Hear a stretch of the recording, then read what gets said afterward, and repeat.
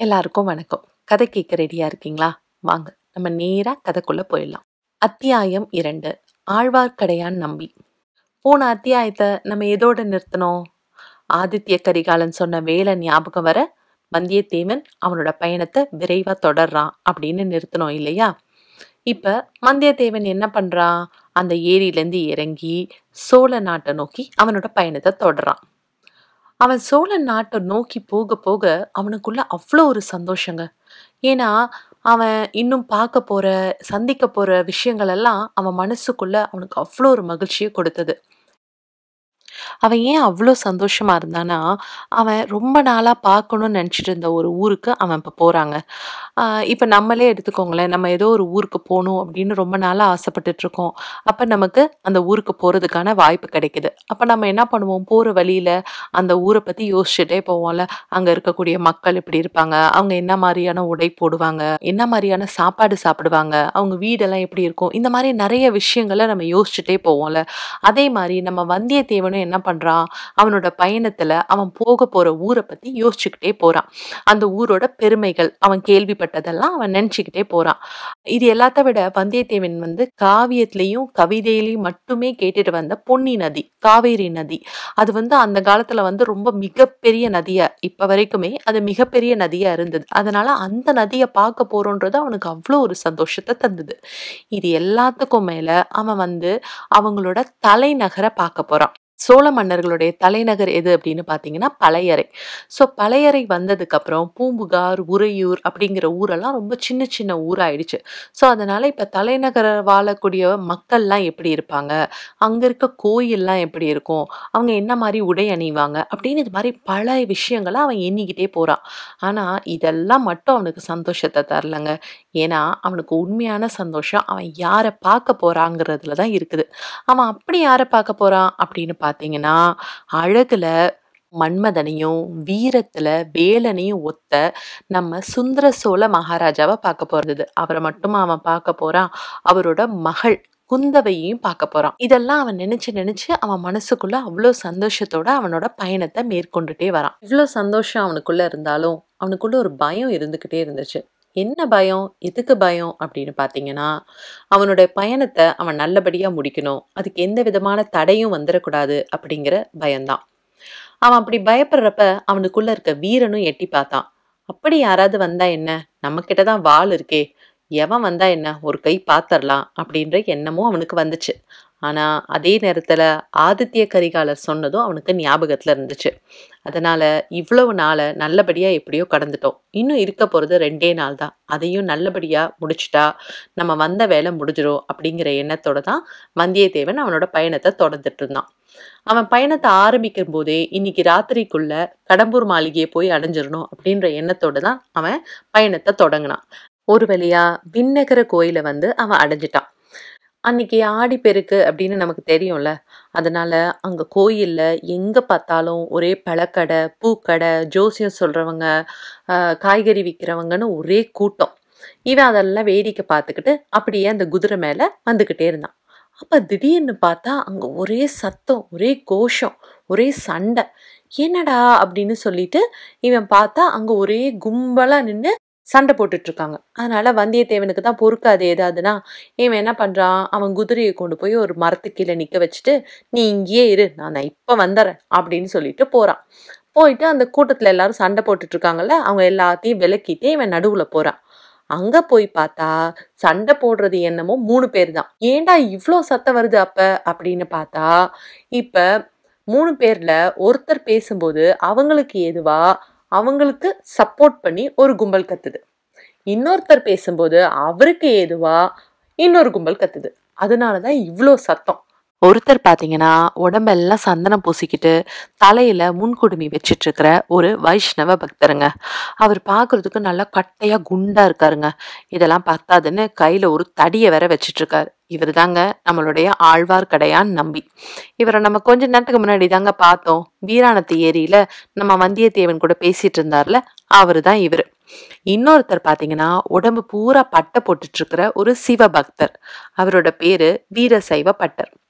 3ஆவதா பாத்தீங்கன்னா ஒருத்தர் காவி உடை அணிஞ்சிட்டு இருக்காருங்க. இவங்க 2 பேருக்குமே சம்மந்தம் இல்லாம, அவரு வைணவரும் இல்ல, சைவரும் இல்லங்க. இவங்க 3 பேருக்குள்ள அப்படி என்னதான் சண்டை அப்படின்னு பார்த்தீங்கன்னா, சிவன் பெரிய கடவுளா? இல்ல விஷ்ணு பெரிய கடவுளான்னு தாங்க சண்டை போட்டுட்டு இருக்காங்க. அப்ப அந்த 3வதா காவி உடை அணிஞ்சிருந்தார்ல, அவரு என்ன சொல்றாருன்னா, "சிவனும் பெரிய தெய்வம் இல்ல, விஷ்ணுவும் பெரிய தெய்வம் இல்ல. இதெல்லாம் நீங்க பண்றது தப்பு. இதெல்லாம் உங்களுக்கு எப்ப தெரியும் அப்படின்னா, ஞான மார்க்கம் அப்படிங்கிற ஒரு நிலைய நீங்க எப்ப அடையறீங்களோ, அப்பதான் உங்களுக்கு நீங்க என்ன தப்பு செய்றீங்கன்னே உங்களுக்கு புரியும்" அப்படிங்கிறாரு. அதுக்கு உடனே நம்ம ஆழ்வார்க்கடியான் அவர பார்த்து, "மூடனே, உன்னோட உபதேசத்த நிறுத்து" அப்படின்னு சொல்றாரு. அதுக்கு உடனே அவரு, "ஆமா, ஆமா, நான் மூடன் தான். உன்ன மாரி தடி வச்சுட்டு இருக்கவன்ட்ட வந்து இதெல்லாம் சொல்றேன் பாத்தியா? நான் மூடன் தான்" அப்படின்னு சொல்றாரு. உடனே நம்ம ஆழ்வார்க்கடியான் ரொம்ப கோபமா, "நீ என்ன அந்த தடிய சும்மா வச்சுட்டு இருக்கேன்னு நெனச்சியா?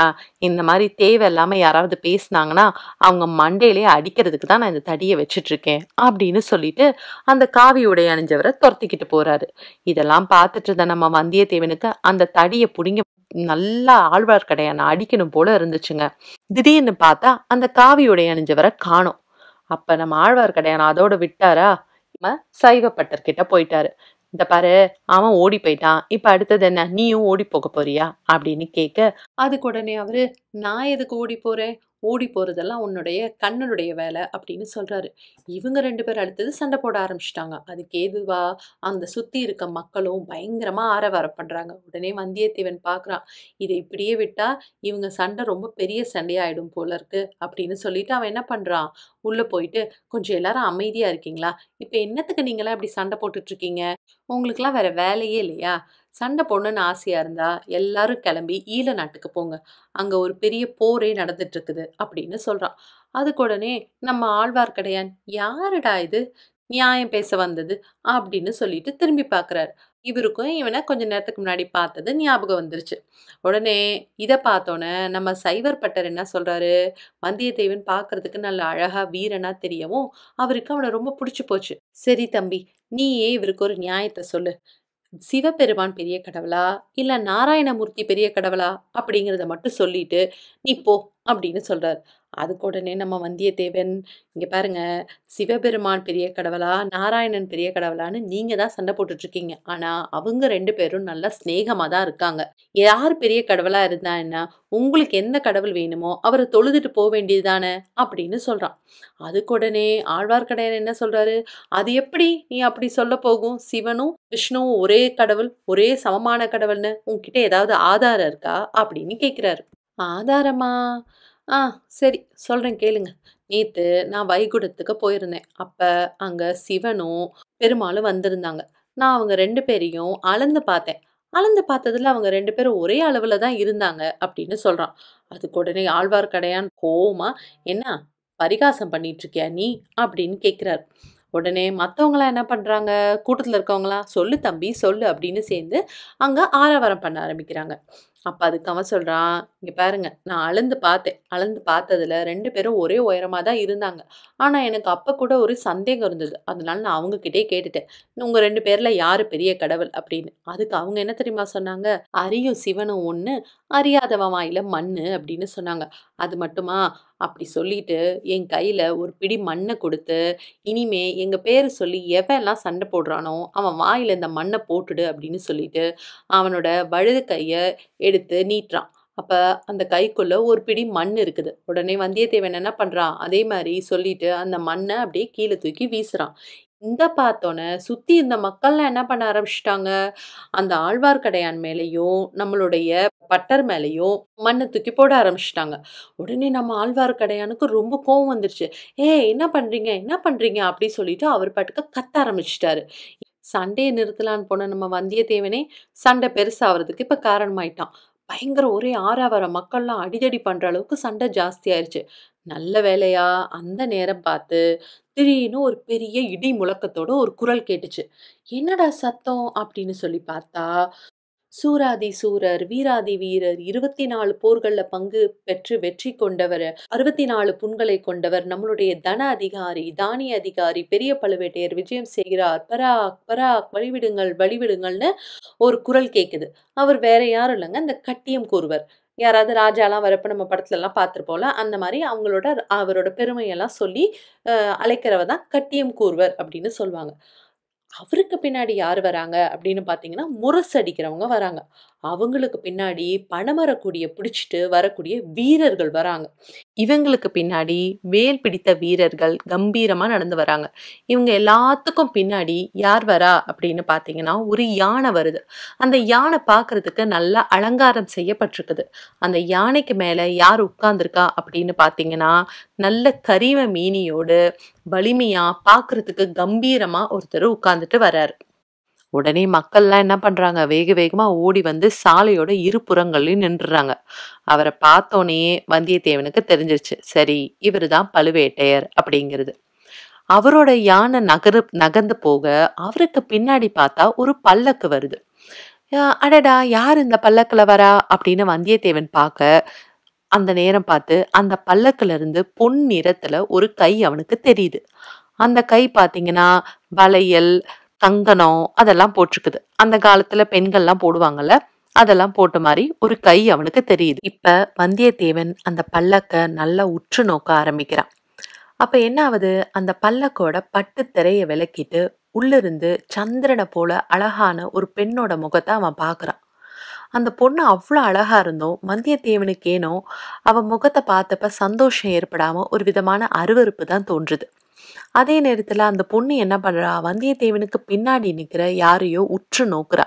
உற்று நோக்கிட்டு வீச்சுன்னு கத்திட்டு அடுத்த நிமிஷமே அவ அந்த திரைய மூடிறா. வந்தியத்தேவனுக்கு ஒண்ணும் புரியல. எதுக்குடா இவ இப்படி பண்ணா அப்படின்னு சொல்லிட்டு அவனுக்கு பின்னாடி யாராவது நிக்கிறாங்களான்னு திரும்பி பார்த்தா, கொஞ்சம் தூரத்துல ஒரு மரத்து மேல சாஞ்சுட்டு நம்ம ஆழ்வார்க்கடையான் நின்னுட்டு இருந்தாரு. ஆனா அவரோட முகமும் பார்க்க நல்லாவே இல்லைங்க. ஒரே குரோதமும் கோபமும் நிறைஞ்ச ஒரு முகம் எப்படி இருக்கும், அப்படி இருந்தது அவரோட முகம். வந்தியத்தேவனுக்கு ஒரே குழப்பமாயிடுச்சு. எதுக்குடா இவ்ளோ அழகான பொண்ணோட முகத்த பார்த்து கூட நம்ம மனசுக்கு சந்தோஷம் ஏற்படாம ஒரு விதமான அருவருப்பும் கலக்கமும் ஏற்படுது. அந்த பொண்ணு எதுக்கு ஆழ்வார்க்கடையான் நம்பிய பார்த்துட்டு அப்படி வீச்சுன்னு கத்திட்டு திரைய மூடிக்கிட்டா? ஆழ்வார்க்கடையானோட முகத்துல ஏன் அவ்ளோ கோபமும் விரோதமும் தெரிஞ்சது அப்படின்னு வந்தியத்தேவன் யோசிக்க ஆரம்பிச்சான். இதோட இந்த அத்தியாயம் முடிவுக்கு வருது. இதுக்கெல்லாம் வந்தியத்தேவனுக்கு பதில் கிடைக்குதா இல்லையான்றத நம்ம அடுத்த அத்தியாயத்துல நான் கதை சொல்றப்ப கேட்டு தெரிஞ்சுக்கலாம். நான் கதை சொல்ற விதம் உங்களுக்கு பிடிச்சிருந்ததுன்னா லைக் பண்ணுங்க, கமெண்ட் பண்ணுங்க, ஷேர் பண்ணுங்க. நன்றி, வணக்கம்.